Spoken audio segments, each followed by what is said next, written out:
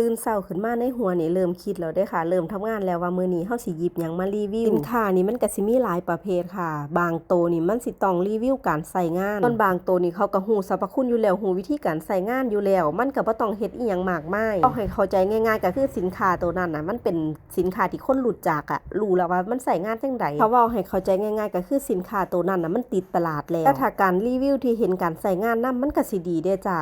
มันก็ขึ้นอยู่กับการนำเสนอเฮานำแหละว่ามันสิน่าซื้อหรือว่าน่าซื้ออันที่จริงการเฮ็ดคลิปนำเสนอวิธีการใช้นิดว่ามันเป็นคลิปที่ดีเด้อค่ะเรียกได้ว่าเป็นคลิปคุณภาพก็ได้เพราะว่าเฮาก็สิได้เห็นวิธีการใช้งานแต่มันมีตรงนี้ล่ะมันก็ขึ้นอยู่กับแพลตฟอร์มนำเด้เพราะว่านิสัยของลูกค้าในการกดสั่งซื้อแต่ละแพลตฟอร์มมันต่างกันมีว่าลงคลิปเรียวเนี่ยใน Facebook เนี่ยมันก็เฮ็ดให้คนแบบว่าเบิ่งเพลินใน TikTok ก็มีหลายกลุ่มคือกันก็สิมีแบบว่าพูดสดหน้ากล้องแล้วก็